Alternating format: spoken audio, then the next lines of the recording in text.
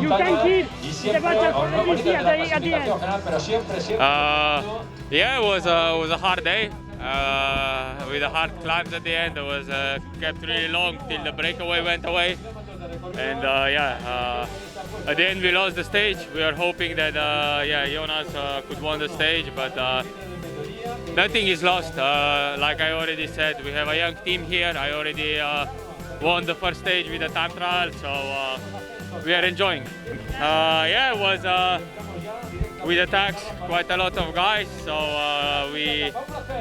you cannot control everyone, and yes, some guys went away and they come to the finish.